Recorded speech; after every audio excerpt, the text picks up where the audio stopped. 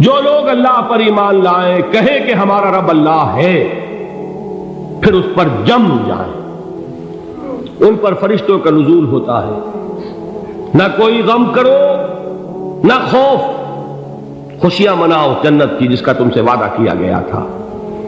اللہ کی ربوبیت پر اطمینان جب انسان کو ہو جاتا، میرا رب اللہ ہے، ربی اللہ، انسان کے لیے نہ کوئی کھٹکا، نہ کوئی خطرہ، نہ کوئی خوف، نہ کوئی حزن۔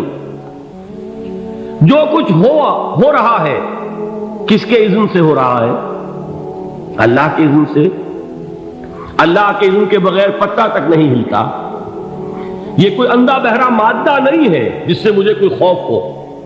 اندھا بھینسا چلا آ رہا ہو اس سے تو ڈرنے کا ہر انسان کو ڈرنا چاہیے، نہ معلوم کس کو ٹکر مار دے، لیکن نہیں، اس کائنات کو چلانے والا ایک سمیع و بصیر خدا ہے۔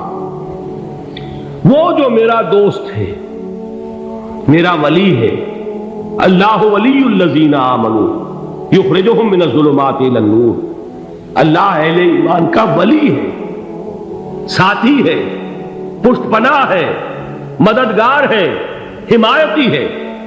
بتائیے جسے یقین ہو جائے کہ اللہ میرا مددگار، اللہ میرا محافظ، اللہ میرا پشت پناہ، اللہ میرا حمایتی، اس کے لیے کوئی خوف ہوگا؟ اس سے کوئی ڈر ہوگا؟ میں مثال دیا کرتا ہوں ایک بہت سادہ، پنجاب کے دیہات کی۔ تو بڑا چودھری ہے اور کوئی غریب کسان ہے، اس غریب کسان کے جانوروں کو ہر وقت اندیشہ ہوگا چوری کا، کوئی میری بھینس کھول کر نہ لے جائے، کوئی میرا بیل کھول کر نہ لے جائے۔ لیکن جس کے بارے میں یہ سب کو معلوم ہو کہ وہ جو بڑا چودھری ہے وہ اس کا دوست ہے، اس کی بچیا کو کوئی خوف ہوگا؟ اس کی بھینس پر کوئی ہاتھ ڈالے گا؟ اسے کوئی اندیشہ ہوگا؟ نہیں۔ کیوں؟ کہ وہ بڑا چودھری، بڑا اس کا یہاں کا سردار، جاگیردار، سب کو معلوم ہے وہ میرا دوست ہے، کوئی میرے خلاف اقدام نہیں کر سکتا۔ اس دنیا میں یہ چھوٹی سی بات اگر آپ کے دلی اطمینان اور سکون کا باعث بن سکتی ہے تو ذرا تصور کیجئے۔ میں لفظ تصور استعمال کروں گا صرف اس لیے کہ اس کا ہم جس کو کہتے ہیں ادراک اور شعور کر نہیں سکتے، اگر کے ساتھ کر سکتے۔ اگر یقین ہو کہ اللہ میرا مددگار اور یقین ہو کہ اللہ ہر آن میرے ساتھ ہے، پھر کوئی خوف؟ کس کا خوف؟ کوئی شے اللہ سے بالا تر ہے؟ کوئی قوت اس سے زیادہ طاقتور ہے؟ کوئی اس کے ارادے کو بدلنے والا ہے؟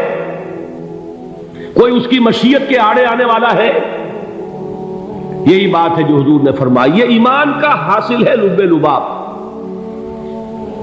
کہ دیکھو اچھی طرح اس بات کو ذہن نشین کر لو، اگر تمام انسان مل کر تمہیں کوئی نقصان پہنچانا چاہے نہیں پہنچا سکتے، مگر جو کچھ اللہ نے لکھ دیا ہو، اور تمام انسان مل کر تمہیں کوئی نفع پہنچانا چاہے نہیں پہنچا سکتے، مگر وہ شے جو اللہ نے طے کر دی۔ آپ پھر میں کہوں گا ذرا طاری کیجئے، اسے فرض کیجئے، اسے سوچئے، اگر اس حدیث پر ہمارا دل ٹھکا ہوا ہو تو کسی سے ڈر ہوگا؟ یہ مجھے نقصان نہ پہنچا دے، یہ میری رپورٹ خراب نہ کر دے، یہ میری انکریمنٹ نہ رکوا دے، یہ میرا یہ نہ بگاڑ دے، یہ میرا یہ نقصان نہ پہنچا دے۔ اس کا ڈر، اس کا ڈر، اس کا خوف، اس کی خوشامد، اس کے لیے جا کر طرح طرح سے اپنی عزت نفس کو ذلیل کروانا اس کے سامنے، یہ سب کچھ کیوں کرتا ہے انسان؟ جب سمجھتا ہے کہ اس کے ہاتھ میں میرا کوئی نفع ہے، اس کے ہاتھ میں میرے لیے کوئی ضرر ہے، یہ مجھے کوئی غضب پہنچا سکتا ہے، یہ مجھے کوئی نقصان پہنچا سکتا ہے، یہ میرا کوئی کام بنا سکتا ہے، یہ میری کوئی ضرورت پوری کر سکتا ہے، اسی کا نام شرک ہے۔ جہاں آپ نے یہ سمجھا کہ غیر اللہ کے اندر کوئی طاقت موجود ہے، وہی شرک ہے۔ بتوں سے تجھ کو امیدیں، خدا سے نومیدی، مجھے بتا تو صحیح اور کافری کیا ہے؟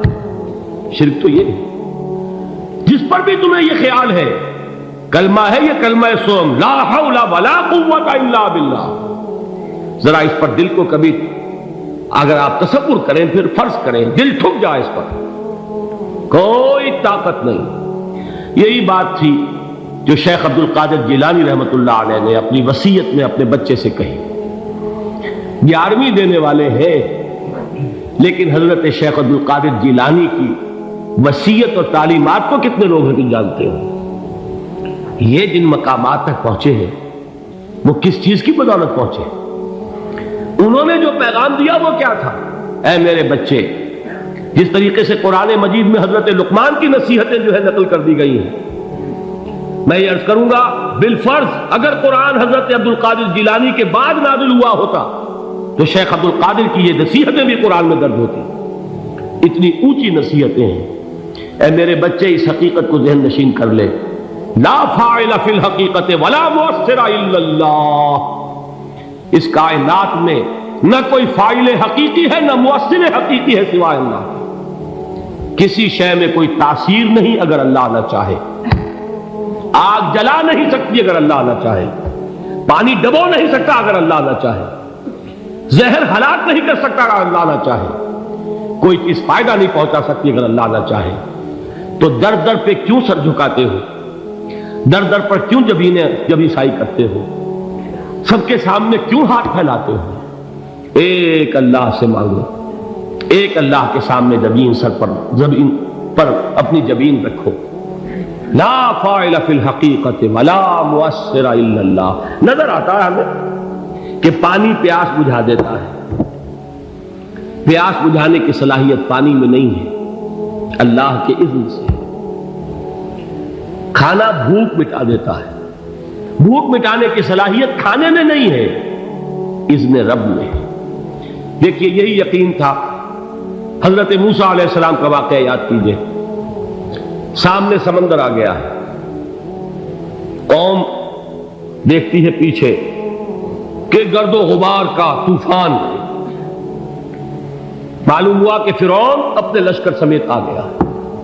لشکر جب چلتا تھا تیز رفتاری کے ساتھ تو گرد و غبار کا جو طوفان اٹھتا تھا اس کا تصور کیجیے.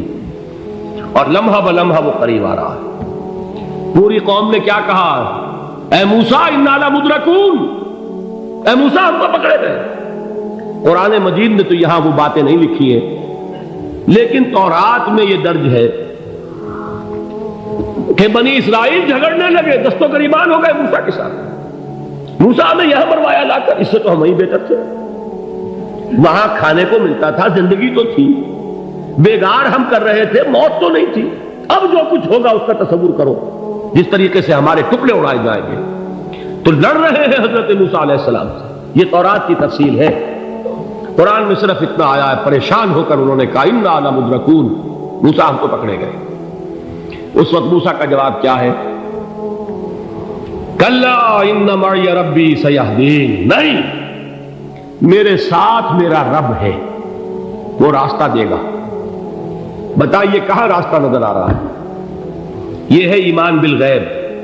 راستہ نظر نہ آئے تب اللہ پر یقین ایمان ہے. جیب میں پیسے ہوں اور تب دل کو اطمینان ہے تو ایمان کس پر ہوا؟ پیسے پر، اللہ پر نہیں. جب وسائل و ذرائع نہ ہو اور پھر یقین ہو کہ اللہ مسبب الاسباب ہے، وہ اسباب کا پابند نہیں ہے، وہ اسباب کا محتاج نہیں ہے، اسباب اس کے محتاج ہے. اگر یہ یقین ہے تو اللہ پر ایمان ہے. یہ نہیں ہے تو تمہارا ایمان اسباب پر ہے، وسائل پر ہے، ذرائع پر ہے، مادیات پر ہے، اللہ پر نہیں. اس وقت کہاں راستہ تھا؟ کوئی راستہ تھا؟ سمندر ہے اور ادھر سے لشکر آ گیا ہے. کلا ان معی ربی سیہدین. اب دیکھیے ایمان کہہ دینا آسان ہے، ہوا معکم اینما کنتم، جہاں کہیں بھی تم ہوتے ہو اللہ تمہارے ساتھ ہوتا ہے. لیکن اس کا یقین قائم ہو جائے تو زمین و آسمان کا فرق واقع ہو جائے. یہی بات ہوئی حضور کے ساتھ.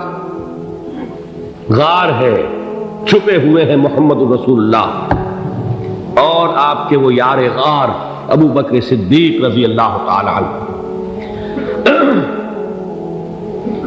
اقبال نے حضرت ابو بکر کی شان میں چند اشعار کہیں صرف، لیکن واقعہ یہ ہے کہ بھاری بھاری نظموں پر اور قصیدوں پر بھاری ہے. طویل ترین نظمیں اور قصیدے ہوں ان پر بھاری ہے.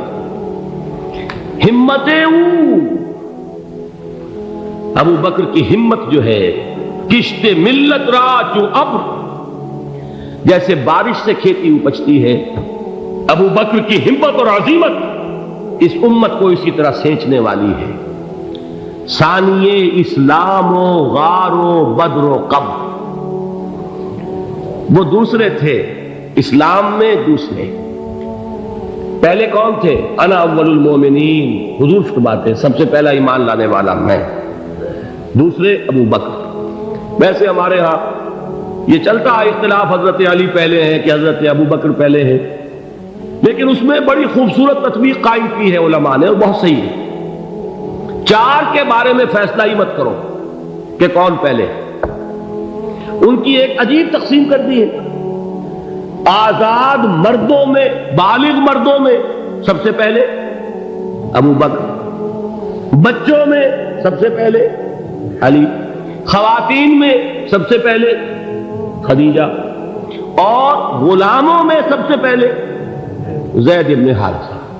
بڑی پیاری تقسیم ہے، یہ چاروں ہی پہلے ہیں، ہر ایک کے لیے اولیت ہے۔ اور واقعہ یہ ہے کہ اگر زمانی اعتبار سے تعین ہوگا تو پہلے خدیجۃ الکبریٰ آئیں گی رضی اللہ تعالی عنہ۔ کسی اور سے بات کرنے کی نوبت بعد میں آ سکتی ہے، پہلے تو اہلیہ محترمہ سے بات ہوئی، آتے ہی پہلی وحی ہوئی ہے، ابھی تبلیغ کا حکم نہیں تھا۔ کس کو بتایا واقعہ؟ ابھی اپنی نبوت کی تبلیغ کا تو حکم ہی نہیں آیا۔ واقعہ کس کا ہے؟ وہ خدیجہ کا ہے۔ جب کہا ہے کہ خشیت علی نفسی، مجھے اپنی جان کا اندیشہ ہے، تو کیا جواب دیا خدیجہ نے رضی اللہ تعالی عنہا؟ وہ صدیقۃ الکبریٰ ہے۔ صدیقات جو ہے خواتین، ان میں چوٹی پر خدیجۃ الکبریٰ ہے رضی اللہ تعالی عنہا، اور صدیق جو مرد ہیں ان میں صدیق اکبر ہے ابو بکر صدیق رضی اللہ تعالی عنہ، لیکن صدیقات میں چوٹی پر۔ جب حضور نے فرمایا خشیت علی نفسی، کیا فرمایا، کیا عرض کیا، کیسے تسلی دی؟ نہیں نہیں، اللہ آپ کو ضائع نہیں کرے گا، آپ غریبوں کے ہمدرد ہیں، آپ مساکین کے تکالیف رفع کرنے والے ہیں، آپ بیواؤں کی سرپرستی کرتے ہیں، آپ مسافروں کی خدمت کرتے ہیں، اللہ آپ کو ضائع نہیں کرے گا۔ یہ یقین ہے اس خاتون کے اندر۔ خیر وہ ایک علیحدہ بات ہو جائے گی۔ میرے دل پر حضرت خدیجہ رضی اللہ تعالیٰ عنہ کی شخصیت کا بڑا گہرا نقش ہے، جو وہ کوئی اور ہی وقت اور موقع ہوا تو بیان ہوگا۔ بہرحال اقبال نے ایک مصرے میں جو چار اولیتیں جمع کر دی ہیں، ہمت او کشت امت را چو ابر، ثانی اسلام و غار و بدر و قبر۔ اسلام میں حضور کے بعد پہلے کون؟ ابو بکر۔ غار میں حضور کے ساتھ کون؟ ابو بکر۔ بدر کی رات اللہ کا رسول سر بسجود، وہ جھاڑ، وہ گھاس پھوس کی جو جھوپڑی بنائی گئی تھی، اور وہاں تلوار ننگی لے کر پہرا دینے والا کون؟ ابو بکر۔ اور اس حجرہ عائشہ میں محمد کے بعد سب سے پہلے دفن ہونے والا کون؟ ابو بکر رضی اللہ تعالی عنہ صلی اللہ علیہ وسلم۔ وہ جو معاملہ میں سنا رہا تھا غار ثور کا، حضرت ابو بکر بھی حضور کے خیال سے لرز گئے ہیں۔ آپ کو یاد ہوگا کہ جا کر پہلے تمام جتنے سوراخ تھے انہیں بند کیا ہے، ایک سوراخ رہ گیا تھا جس کو بند کرنے کے لیے کوئی کپڑا نہیں تھا، وہاں اپنی ایڑی رکھی ہے، تب کہا ہے حضور سے تشریف لائیے، اور اپنے زانو پر حضور کو لٹایا ہے، اور وہاں کسی موذی جانور نے کاٹا ہے، حضور کی آنکھ لگ گئی تھی، اس وقت اس بل کے اندر جو بھی بچھو ہے کیا ہے واللہ عالم، اس نے کاٹا ہے، اس کی تکلیف کی وجہ سے ابو بکر کی آنکھوں سے آنسو ٹپک گئے، حضور کے چہرے مبارک پر پڑے ہیں، تو حضور جاگے ہیں، معاملہ کیا ہے؟ ایڑی نہیں ہٹائی وہاں سے، مبادا وہ جانور وہاں سے نکل کر محمد الرسول اللہ کو کوئی گزن پہنچا دے، ابو بکر کی ایڑی ہے، جس طرح چاہے کھا لے، ختم کر دے، جان نکل جائے تب کوئی آنچ آئے، محمد پر تو آئے، لیکن جیتے جی نہیں۔ وہ ہے ابو بکر۔ حضور کے خیال سے اس وقت حضور نے پھر اپنا لعاب دہن لگایا ہے، اور اس سے پھر آپ کی تکلیف ختم ہوئی۔ جیسے خیبر میں حضرت علی کی آنکھ دکھ رہی تھی، اس کو جو شفا حاصل ہوئی ہے وہ بھی حضور کے لعاب دہن سے ہوئی۔ تو بہرحال اس وقت انہوں نے کہا ہے کہ اے نبی یا رسول اللہ، اگر اس وقت ان میں سے کسی نے غیر ارادی طور پر بھی اپنے قدموں کی طرف جھانک لیا تو پکڑے جائیں گے۔ کیا جواب تھا اللہ کے رسول کا؟ لا تحزن ان اللہ معنا، اللہ ہمارے ساتھ ہے، کیوں گھبراتے ہو ابو بکر؟ یہ ہے ایمان باللہ، میرا مالک اللہ، میرا رازق اللہ، میرا محافظ اللہ، میرا مددگار اللہ، میرا پشت پناہ اللہ، میرا دوست اللہ۔ یہ دوستی ہے اللہ کی جو لب لباب ہے، حاصل ہے ایمان کا، اسی کا نام ولایت ہے۔ اولیاء اللہ کے سروں پر سینگ نہیں ہوتے، جس کے دل میں ایمان راسخ ہو چکا ہو وہی اللہ کا ولی ہے، جسے اللہ پر یقین ہو چکا ہے وہی اللہ کا ولی ہے، جسے یقین ہے اللہ میرے ساتھ ہے، میرا مددگار، میرا پشت پناہ، میرا ساتھی، میرا دوست، میرا محبوب، میرا محب۔ اللہ اہل ایمان سے محبت کرتا ہے۔ واللہ یحب الصادقین، ان اللہ یحب الذین یقاتلون فی سبیلہ صفا کانہم بنیان مرصوص۔ اللہ محبت کرنے والا، اہل ایمان محبوب، اور اہل ایمان محبت کرنے والے اللہ محبوب۔ والذین آمنوا اشد حبا للہ۔ آپ تصور کیجئے جسے یہ رشتہ ایمان یا رشتہ ولایت حاصل ہو جائے، الا ان اولیاء اللہ لا خوف علیہم ولا هم یحزنون، آگاہ ہو جاؤ اللہ کے دوستوں کے لیے نہ کوئی خوف ہے نہ کوئی حزن ہے۔